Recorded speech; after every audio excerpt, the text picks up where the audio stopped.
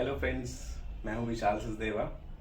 मैं सहारनपुर से बिलोंग करता हूं, जो यूपी में है। मैं फाइनली टैटू आर्टिस्ट बन ही गया। ये सफ़र शुरू हुआ था 5-6 महीने पहले। इससे पहले मेरी एक शॉप भी है। मैं एक सोल प्रोप्राइटर भी हूँ। मेरी एक जनरल कॉस्मेटिक की शॉप है रामपुर मनियारन में।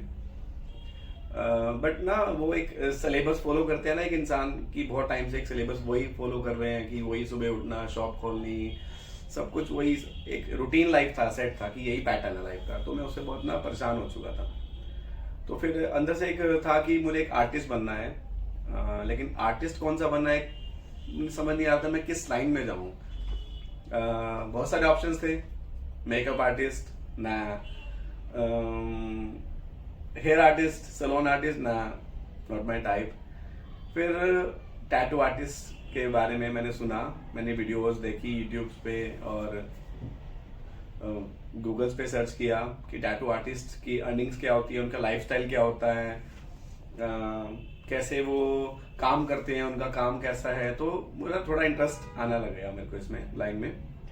फिर इसमें थोड़ी सी और रिसर्च मैंने इसमें करी, गूगल्स पे सर्च किया कि बेस्ट टैटू स्टूडियोज या एकेडमिक्स कौन सी चल रही हैं। मैंने मुंबई सर्च किया। मुंबई मेरे लिए ज़्यादा मेरे को रीचेबल नहीं लगा, क्योंकि मैं बहुत दूर पड़ता है मेरे को मुंबई। तो फिर बहुत सारे मैंने आर्टिस्ट के बारे में पढ़ा, देखा, उनके बारे में डिटेल्स में जानकारी ली। मैं पर्सनली जाके उनसे मिला भी, बहुत फेमस सो कॉल्ड आर्टिस्ट हैं वो। तो पर्सनली जाके जब मैं उनसे मिला हूँ, मैंने सुने उनके व्यूज़ कैसे हैं, वो कैसा एक टैटू इंडस्ट्रीज को सोचते हैं। तो फिर उन्होंने कहा कि मेरे को कि अगर आप टैटू इंडस्ट्री ज्वाइन करना चाहते हो तो आपकी आर्ट बहुत अच्छी होनी चाहिए, मीन्स आपकी स्केचिंग बहुत अच्छी होनी चाहिए। तो अब मेरी स्केचिंग इस लेवल की तो नहीं थी कि मैं एक बहुत अच्छा टैटू आर्टिस्ट बन सकूं, बट उस टाइम में ना मेरा थोड़ा सा मोराल डाउन होना शुरू हो गया कि यार मेरे को तो अभी स्केचिंग इतनी ज़्यादा अच्छी नहीं है, फाइन नहीं है। बट अंदर से तो था कि टैटू आर्टिस्ट तो बनना है, अब क्या करें। मैंने अपना मोराल डाउन नहीं होने दिया। तो फिर मैंने अपनी सर्च बल्कि और डिटेल्स में ले गया। मैं डिटेल में जाने के बाद मैंने एक दो मेरे को और अच्छे आर्टिस्ट पसंद आए थे। एकेडमी में गया, पर्सनली उनसे मिला, बट वो मेरे को ना पूरा सेटिस्फाइड नहीं कर पा रहे थे। ऐसी सिचुएशंस में मेरे को डाल रहे थे कि मैं वही वाली बात आ जाती थी कि अगर आप ड्राइंग में अच्छे नहीं हो, आपको आर्ट अच्छी करनी पड़ेगी, तब आप अच्छे आर्टिस्ट बन सकते हो।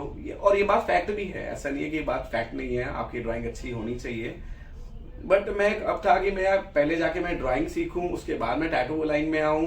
तो बहुत सारी ना कंफ्यूजन थी, लेकिन कोई भी इस कंफ्यूजन को ना समझ नहीं पा रहा था। बेसिकली वो यही कह रहे थे कि आप ज्वाइन कर लो, हम आपको सिखा देंगे टैटूज में, और साथ साथ आपको ड्राइंग लेकर के पैरेलली चलनी पड़ेगी। तो अब बहुत सारे क्वेश्चंस मेरे दिमाग में घूम रहे थे, क्वेरीज कोई क्लियर करने वाला था नहीं। बट ऐसे ही सर्च करते करते मेरे को फिर ऐसे स्याही स्याही को मैंने सुना, देखा कि एक स्याही एकेडमी है ऐसे दिल्ली में करके। तो मैं कहा चलो एक बार इनसे भी मुलाकात हो जानी चाहिए। तो मैं गिब्स भाटिया सर के पास आया, तो उनसे आके मिला। तो जो मेरे अंदर क्वेरीज थी, जो भी मेरे अंदर चल रहा था ना, वो एकदम समझ गए कि ये क्या चाह रहा है। तो उन्होंने मेरे को बहुत पोलाइटली समझाया कि ठीक है, वो जिनसे भी आप मिलकर आ रहे हो या जो उन्होंने आपको इन्फॉर्मेशन दी है वो गलत इन्फॉर्मेशन नहीं है कि आपकी आर्ट अच्छी होनी चाहिए। बट हाँ, आपका आर्ट का कौन सा पार्ट टैटू में यूज होता है मैं आपको वो सिखाऊंगा। आपको शेप नहीं बनानी है वहां पर, आपको रेफरेंसेस नहीं बनाने हैं, लेकिन हाँ आर्ट का क्या पार्ट आपका यूज होता है टैटू में, जब आपका जिससे आपका काम एनहेंस हो सके, आप वैल्यू एडिशन डाल सको उस काम में। तो वो चाहिए आपको, पूरी आर्ट नहीं सीखनी है आपने, अगर आपको टैटू ही तक लिमिटेड रहना है तो वो बात मेरे को क्लिक कर गई कि ये मैं चाह रहा था, कि ये सुनना चाह रहा था कि मेरे को आर्ट का क्या सीखना है। स्केचिंग तो मेरी अच्छी है नहीं। तो अब सर समझ गए दिल की बात। तो फाइनली मैंने स्याही टैटू स्टूडियो ज्वाइन कर लिया। और वो दिन बहुत स्पेशल था मेरे लिए कि इतनी टाइम के बाद इस प्रोसेस में मेरे को बहुत टाइम लगा। मैंने तकरीबन 1 से 2 साल इसका वेट किया है स्याही को ढूंढने में, क्योंकि जो मेरे को एक लग रहा था ना कि हाँ ये वो स्टूडियो है जहाँ से मेरे को कुछ इन्फॉर्मेशन अच्छी ट्रेनिंग मिल सकती है, ट्रस्ट हो गया था मुझे। तो मैंने फाइनली ज्वाइन किया। उसके बाद सर की मेरे को एक बहुत अच्छा क्या लगा कि सर ना ए से स्टार्ट हुए कि हमें ए से पकड़ना है, बिल्कुल बेसिक्स पे आ जाओ। अगर हमारी टैटू की फाउंडेशन स्ट्रांग होंगी तो आगे जाके टैटू कोई बड़ा से बड़ा टैटू होगा वो इजी लगने लग जाएगा।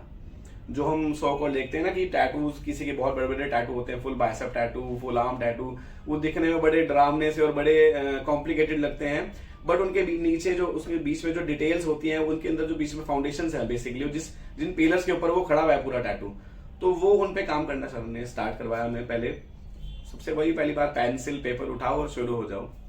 धीरे धीरे करके वो ग्रेजुअली आगे बढ़े कोर्स में, फिर और धीरे धीरे और फाइन स्टार्ट हमारा पेपर वर्क से हुआ, pencils and all, linings and all, आपको पता ही होगा। उसके बाद फिर धीरे धीरे मैं उसको मशीन पे आया। मशीन पे हाथ मेरा हैंड मतलब स्टेबल होना चाहिए, आपका शेकी नहीं होना चाहिए, बहुत सारी चीजें इसमें डिटेल्स ऐड होनी शुरू हो गई। फिर सर ने धीरे धीरे उसको, उस पेपर वर्क के काम को एक आर्टिफिशियल स्किन, जो सिलिकॉन स्किन होती है, उसके ऊपर शिफ्ट करवाया कि अब आपको ऐसे प्रिज्यूम करना है कि जैसे ये क्लाइंट की स्किन है। फिर काफी टाइम तक हमारी क्लाइंट की स्किन के ऊपर मैंने सिलिकॉन स्किन के ऊपर मैंने काम किया। उसके ऊपर मैंने प्रैक्टिस करी, डेप्थ को समझा, डेप्थ कितनी होनी चाहिए, हमारी लेयर्स होती है स्किन की, लेयर्स कैसे, मतलब बहुत डिटेल में सर ने समझाया।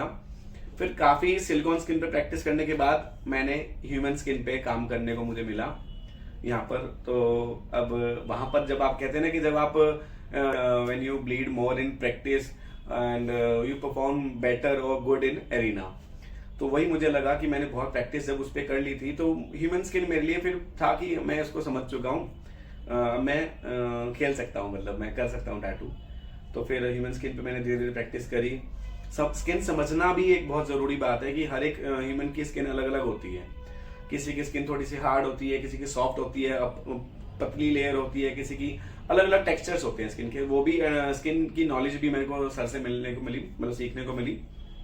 फिर वही शुरुआत में तो हमने वही मिनिएचर टैटू से शुरुआत करता है बंदा, छोटे छोटे टैटूज बनाए, उससे थोड़ा सा कॉन्फिडेंस आना शुरू हुआ कि हाँ इतना भी मुश्किल नहीं है टैटू इंडस्ट्री में आना, और विदाउट आपकी एंड कहते हैं ना कि इतनी ज्यादा नॉलेज नहीं होने के बावजूद भी मैं टैटू बनाने लगा छोटे छोटे, उससे थोड़ा सा मुझे बूस्टअप हुआ।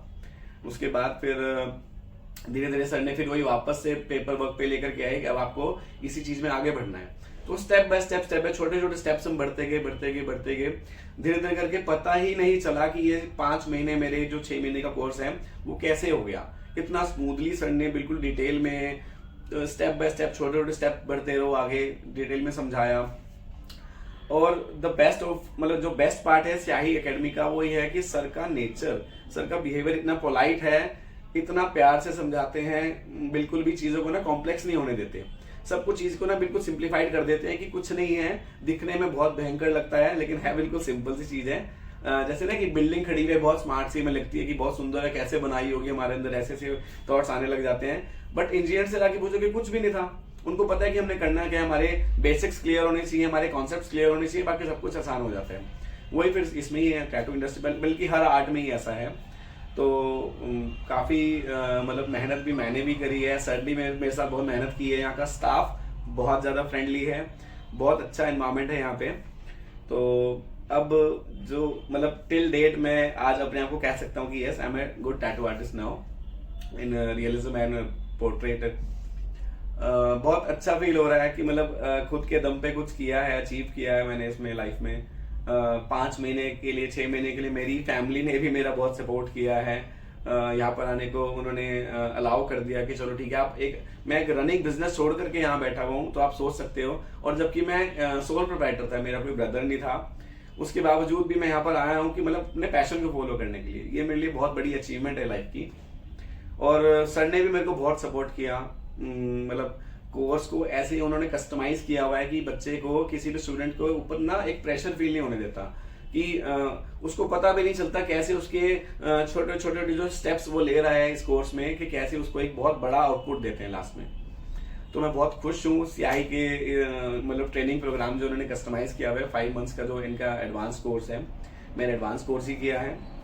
और मैं बहुत थैंक यू कहना चाहूंगा गिफ्ट पाटिया सर को, जब उन्होंने मेरे को इतनी अच्छी ट्रेनिंग दी और मुझे इस मुकाम पे पहुंचाया कि फाइनली मैं बहुत अच्छा काम करने लगा हूँ। मेरे कुछ काम भी मैंने बनाए हैं बहुत अच्छे, सर को बहुत पसंद आए। बट हाँ, practice make a man perfect की जितनी ज़्यादा मेरी प्रैक्टिस होगी उतने ज़्यादा मेरा और भी काम, एक आर्टिस्ट के लिए ना मतलब कोई एक एंड नहीं है कि this is your final destination, कोई एंड ही नहीं है, एंडलेस है। आप जर्नी को एंजॉय करते जाओ। आप टैटूज को अपने आप में ही एक आर्टिस्ट ना एक अपने आप में ही एक कॉम्पिटिटर होता है, खुद से ही उसका कॉम्पिटिशन होता है। प्रीवियस वाले काम से उसको अगला काम जो है वो वैल्यू एडिशन करके उसको और एनहांस करना है। बस यही है इसमें, जैसे जैसे आप अपने खुद पे काम करते जाओगे आपका काम ऑटोमेटिकली एनहांस होना शुरू हो जाएगा। और बाकी मैं बहुत खुश हूँ, आज फाइनल डे है कि मैं स्याही को छोड़ करके मुझे जाना पड़ रहा है। मन तो नहीं है अंदर से कि बहुत एक फैमिली बन जाती है इन 4-5 महीनों में। सर बहुत अच्छे हैं, स्टाफ बहुत अच्छा है, बहुत अच्छे से मेरे को यहाँ पर ट्रेनिंग मिली है। तो लेकिन अब जाना तो अल्टीमेटली पड़ेगा अगर अपना स्टूडियो खोलना है, खुद आगे कुछ बढ़ना है।